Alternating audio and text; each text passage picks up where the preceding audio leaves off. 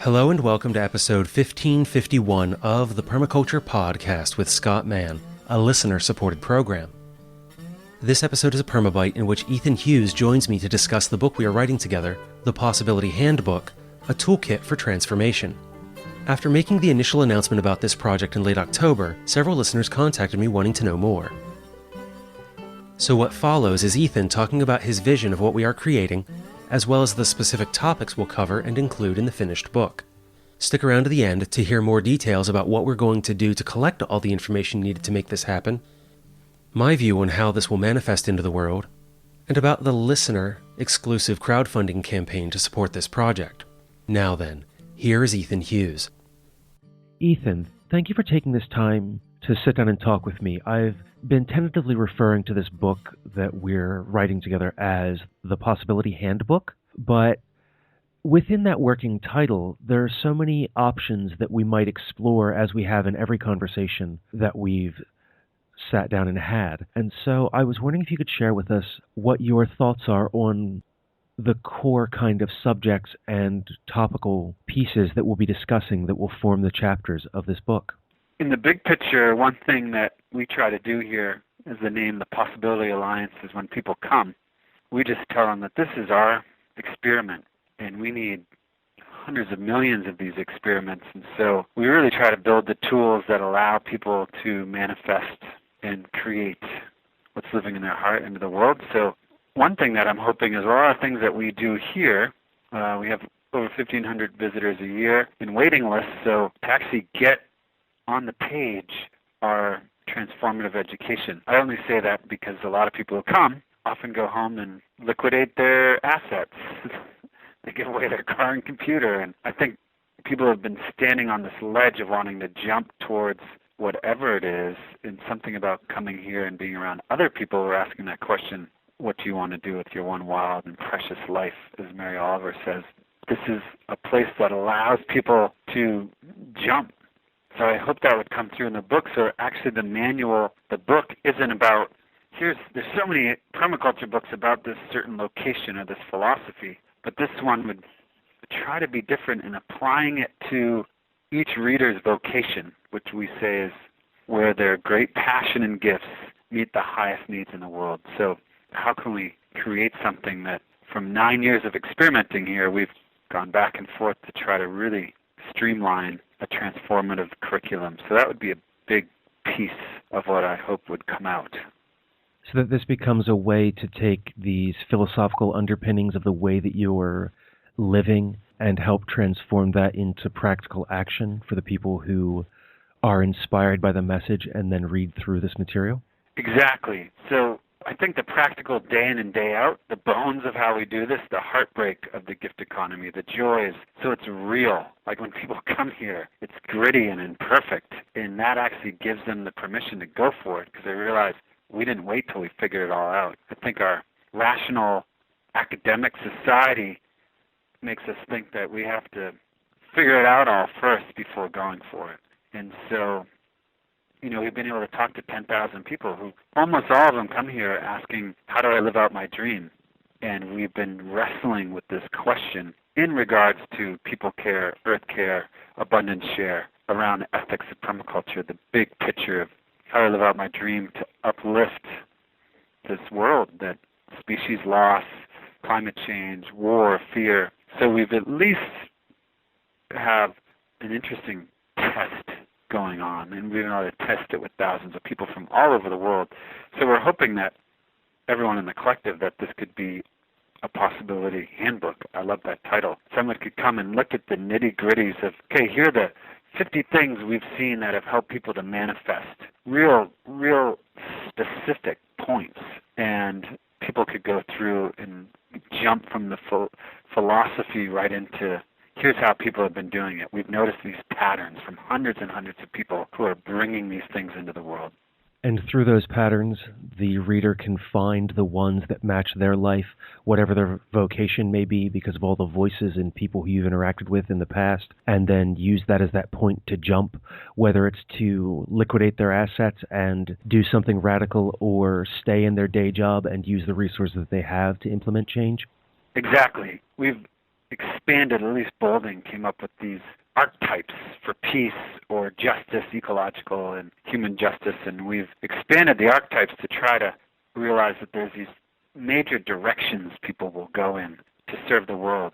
So we have the peace builders, if we're using the peace archetype, that's the permaculturists, people rebuilding a system without violence that's more in harmony with nature. And then we have the peacekeepers. Those are the people on the front lines of the climate actions in Paris right now. Those are people like Tyler, who is here, who walked 10 days with Kathy Cully and Voices of Creative Nonviolence and got arrested blocking a drone training center. And then you have the peacemakers, the Marsha Rosenberg's Nonviolent Communication, Deep Listening Project between Palestine and Israel. You go down the list, peace creators are those who are artists, murals and music and dance, bringing these new ideas. We have a whole list going down. The peace breathers are those who love to do the monastic, the spiritual work, whether it's Buddhist, Sufi, Christian. So we found out that everyone has a piece of those in them, but by mapping out these 10 archetypes, most people come here are like, wow, I connect with the peace messenger. Peace messengers are ones who either vocally articulate a new world or write it. Like Eisenstein, I think, would be a perfect example of a peace messenger. Daniel Quinn, Ishmael, storytelling. So people align with that and then realize every single one of those needs to come into the world right now. So it's not a comparison, rather than find your kind of archetype, find your specific vocation within it, your gifts and your passion, and then unleash it.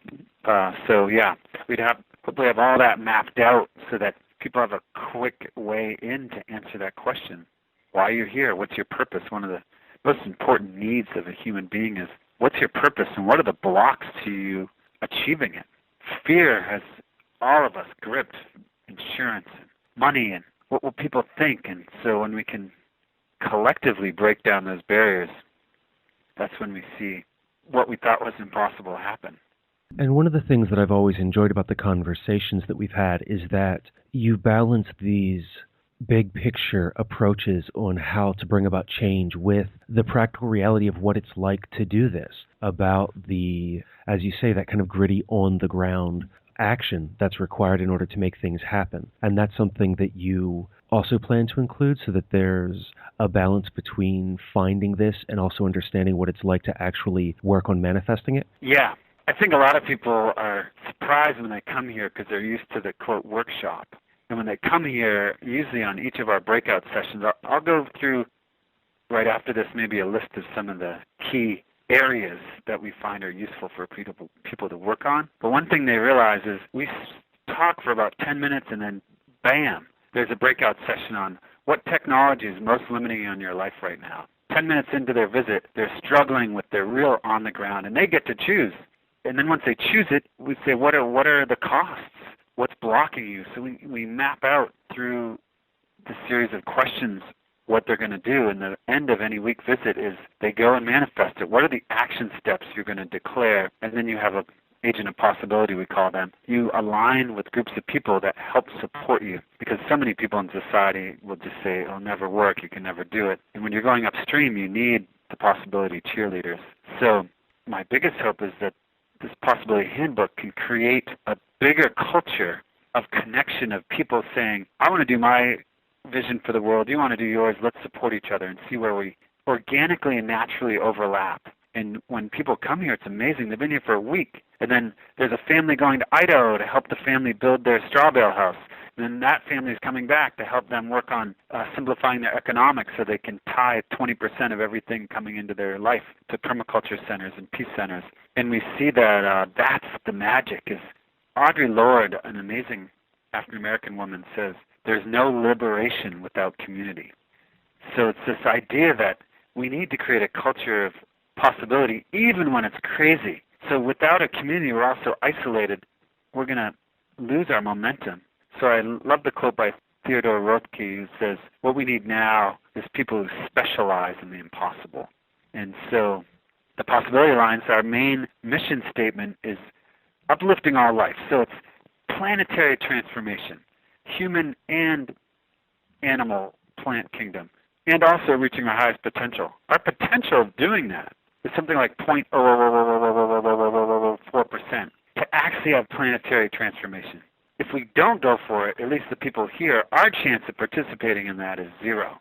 So the great thing I love that Gandhi said during the Free Indian movement, and he was approached by the Civil Rights Movement and all people saying, come to our country. And Gandhi said, no, we need 100 million experiments in love and possibility for the earth, for all beings, for nature, for each other. And 100 million experiments times 0.00004, we all of a sudden have a 4,000% chance of global transformation. So I think this is also what the idea is. We feel so helpless all alone, but as we each experiment, and each experiment, I think the key we're learning here is can't be imitation. Imitation will get us nowhere. And so many people are trying to imitate what Holgram put forth. And that imitation is a limiting factor. What we want to do is actually create from our own unique experience something new to keep furthering permaculture or whatever other piece. How do we do art? How do we do murals with little toxicity to the earth? So I think that's a big part of it, is forming a network of communities so we have someone to turn to and pick up the phone and say, I'm going to do something crazy. And the other person says, I don't know how you're going to do it, but I'm behind you. I'll catch you if you fall. Sarah and I know we have hundreds of people who will take us into their homes if we don't have insurance here, if a tornado hits our home. So that gives us resiliency. Just like this idea in permaculture, you have resiliency in your systems for drought, for water. We need cultural resiliency so we'll actually become a thriving ecosystem in the gift economy and all these other things. So through this process, as people connect with this message, this material, and begin to manifest this, that there can also be a cultural movement and a way to network, as well as it sounds like there's also the potential for like workbook and workshop materials, questions and answers, and different processes for people to work through in order to discover how to make these changes happen? Exactly. And then we're linked to at least 20 sister projects. We're not officially connected. We're connected by heart and time together all over the country. So creating a map where if you're in Virginia, you can go check out New Community Project that's doing this radical permaculture. If you're in California, you can go out to Be the Change in Reno, an inner city example of what this might look like. No electricity and goats right in downtown Reno, Nevada. So there'd both be a map of resources people can go to for connecting. That's the idea. So both physical locations and bioregions, people to connect with that are excited when a stranger calls, Be the Changer calls here and says, this is what I want to do with my life. That's what we do. We try to support them. So we say, okay, we can have a conversation. And so people have places to go, people to connect with, networks, and even what would be super exciting, just knowing those who are excited about this kind of support network, having regions where you can go to Pennsylvania and boom, these individuals and projects come up that don't want to have any ceiling. And no matter how imperfect it is, they can look at the state of the earth right now, the state of military and corporate domination, and be like, it is time. There's no question about that. And that networking and connecting and hub work I see as an interesting point of where the collaboration on this project comes in because of my decision to stay connected to the world in the way that I have through, the email and internet and phone and everything else, is that it provides a way to update those resources so that as new projects come online, people can contact you, contact me, and all that can be in a place where it's accessible for folks if they want to, whether they want to make a phone call or send an email or something to find out what projects are in their area to connect with. Yeah, exactly. And I think what will also happen, and to honor the work that's happening in any format, is that people who come here and just have the experience of face-to-face with nature or each other, is that people will also, as they get bioregionally connected. Technology is interesting because it allows an international community. You can Skype, you can fly, and so it actually counters bioregionalism. So I like what Lanza de Vasto, the community that inspired us in France, who lived on the gift economy, he said, we're using money until we don't need it anymore. So everything that they did allowed them to have less money buying secondhand horse equipment so they could grow 3 tons of wheat. And I can see that as something with the internet, is just how to use that for people who are disconnected to find the pools of people that are going to support them. And then it becomes more and more localized and more face-to-face. So I can just see that transaction, the goal of the internet is to get us connected face-to-face and to nature, and eventually letting go of damaging technologies or being creative enough to make them in ways that are in alignment with radical appropriate technology. As I'm reminded, this is a period where we're dealing with transitional ethics as we move from where the world is now to the world that we want to see. There's a lot of action and activity to get us there. Yeah. And Peter Marin, I love his quote in the vision of the Catholic worker movement, the land and craft-based society. He said, we're going to build the new society in the shell of the old. So in this shell we don't want anymore, we still have that container, and eventually it will overtake the shell. But I think that's a lot of wisdom there. We just can't disconnect from our culture and our ancestors and everything and think we're going to further culture. We have to be in that stream and then transforming it as we move in it. Well, thank you, Ethan, for walking me through your vision of what we'll be talking about and putting into the book, as this is a shorter kind of introduction to all of this. Do you have any final thoughts for the listeners? I think it might be useful to just go real quick over a few points so people know some more of the nitty-gritty. One thing that we start with is conflict transformation, how to transform conflict between people. And a lot of our permaculture students say, why? And we give the stats that only 1 in 10 projects, permaculture sites, co-houses, make it into the world. Only 1 in 10 last 5 years, and only 1 in 10 that make it 5 years are actually functional. People feel connected in friendship. So that's 1 in 1,000 make it into the world in a way that functions and people feel connected. We're up against a lot because we've been raised as nuclear families. So the number one reason they don't work is conflict. So we use a lot of tools for conflict transformation to see the humanity in the other. That's something hopefully covered in the book. The gift economy, which sets on creation economy and relationship economy, looking at these ways when we move out of industrial economy, what are the other economies that will support us? Economy is the Latin definition, the care of the home, like the real economy that goes way beyond just economics. We look a lot at the primal matrix, at the 3 highest human needs, belonging, and other things you find in nature-based people, and they almost do not exist in industrial people. That's integrity and ability, self-esteem, belonging, not requiring tests or to look beautiful or to have a skill to belong like nature-based people, and a felt experience of oneness, the transpersonal. So looking at how do we reclaim those while we're in industrial society, human wellness. And embodied permaculture, how do we produce no waste? We're often in the permaculture class, we say, we're going to produce no waste. We're not there yet. People say it's impossible. Then we turn to the woods and there's an oak tree that is all of its, quote, waste leaves and acorns are just filling the ecosystem. So really believing that we can embody what all other living things are embodying. That's a huge piece of our work. And also anti-oppression work, both oppression of species and of minorities, indigenous genocide, really looking at that to heal that so permaculture doesn't become a place of white privilege where only people with resources and money and a college education have access to it. So how do we open those channels? Then we have gratitude and celebration and silliness. How do we enjoy the revolution?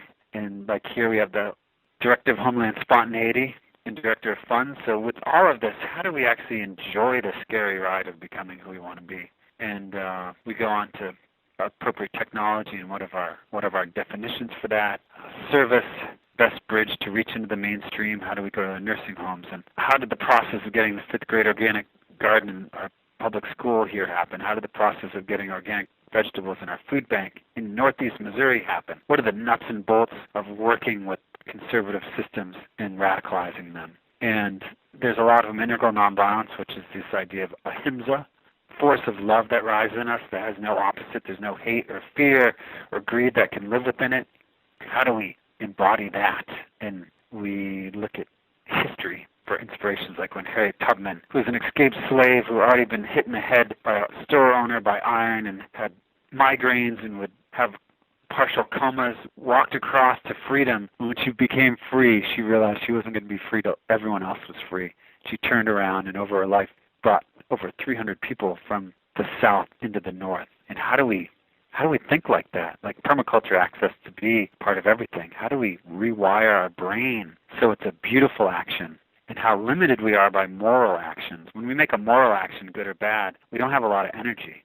When we make a beautiful action, we have limitless energy. So how do we cultivate that in our heart. Instead of how do we become less greedy, how do we become less fearful, how do we become giving and fearless is the questions we want to work at and work with. So those are all kind of different areas. Manifesting is another big one we cover. Hard nuts and bolts of how do you start a revolution? How did they start the revolution in the Czech Republic? How did they start Occupy movement? How do those things work? And really looking at the insides of that and how to apply it to our own life. So those are some of the categories that we've found the big questions everyone asks when they come. So we've been really working on those topics. And through conversation, we can work on developing and expanding those in a way that everyone can connect with and be able to bring their ideas, their passion, their beauty into the world. Yeah, exactly. Back to our original point, the whole goal here, even if we do it imperfectly, is giving people tools to live the life they want to live, in that everyone has a unique experience that no one else in the world has. Scott Mann, talking to you right now, 14 billion years, no one else has existed or will exist with your exact experience, background. So this is what we're talking about, is 1 million individual revolutions linking into diversity like a forest, not the kind of sheep mentality. But really, that's the goal, is if these tools are useful, great, use them and move forward. And only you know where to move forward. So it's nothing about us telling people where to go, because we have no idea. I only know where I want to go and what my heart wants to do. So that's the big hope, is it's just a toolkit for transformation, and hopefully there'll be contacts and resources if people really want to go deep into one of those archetypes or one of those areas. They will have real people to reach out to, not just a website, which can be helpful, but actually real on the ground. Oh, you're in New York? Go check out Adam Bucko. We'll have people who have been blowing us away. They'll be ready to receive people. Well, thank you for this opportunity to sit down and talk today and to co-create this book and bring it out into the world. I'm really looking forward to the opportunity, and thank you for joining me today. Yeah, thanks so much, Scott. And that was Ethan Hughes. Our plan is for me to visit the Possibility Alliance in Missouri from January 16th to the 23rd, 2016, to record 30 to 40 hours of interviews that serve as the manuscript for the book. Under normal circumstances, recording that much information is quite an endeavor for a one-person team. Doing so on a farm with no gasoline or electricity, however, poses more interesting challenges. As does not taking a computer or many of the other pieces of equipment I might normally have accompany me for such an in-person recording, as I wish to honor the choices that Ethan and the rest of the Possibility Alliance community have made. This project, to me, results in a living document that will grow and get updated regularly to include the projects and experiments that develop as a result of this work and the lessons learned along the way. To create a space for that in between editions of the print book, those updates include a website as well as follow-up interviews and podcasts, since those are the worlds that I inhabit during this period of transition. Already in some ways I could see the Possibility Handbook and what comes from it becoming a lifelong endeavor alongside the podcast.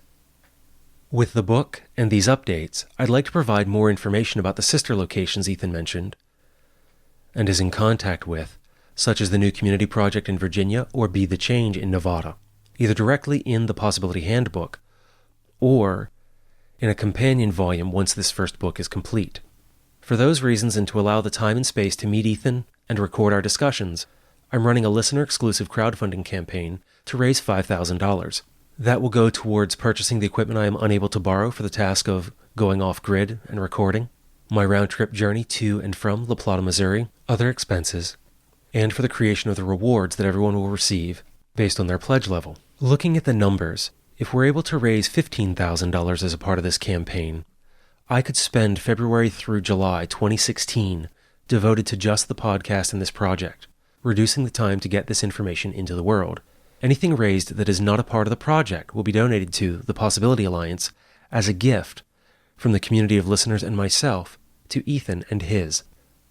The pledge and reward levels are: pledge $10 to receive an early copy of the finished ebook, which includes an advanced, uncorrected copy before the manuscript goes to the editors and press, inclusion of your name on the thank you pages of both the electronic copies and print editions of the book, and access to exclusive pictures and videos from my time at the Possibility Alliance. Pledge $50 to receive a signed copy of the final print edition, early access to ebook copies of draft and final chapters as they're completed, transcripts of the audio files that we record to create the book, and everything at the lower levels. Pledge $100 to receive a signed copy of the final printed book, access to all the interview files, photos, and videos, and everything at the earlier levels. As this is a listener-exclusive campaign, early access to the ebook, draft chapters, transcripts, audio, and video are only available to those who support this campaign. The current expectation is to have the early access materials, including audio and video, but not the ebook, to you by the fall of 2016, though with ongoing rolling releases from the time I return from the Possibility Alliance in late January up until when everything is complete. If everything goes smoothly, the final print book is slated for release in the first half of 2017. There are links in the show notes you can use to pledge via PayPal, but if you prefer, you can send something via the post. Though I do ask that you include your email address with your letter so that you can receive regular updates on the project as well as access to your rewards. If you've already mailed something to me and not included that information, please send an email to show@thepermaculturepodcast.com so that I know how to get in touch with you. The mailing address is The Possibility Handbook, care of the Permaculture Podcast, P.O. Box 16, Dauphin, Pennsylvania, 17018. Thank you for joining me to learn more about the Possibility Handbook. I'm really excited about what Ethan shared with us in the conversation today and what we're going to be bringing into the world. So, until the next time, spend each day creating the world you want to live in by taking care of Earth, yourself, and each other.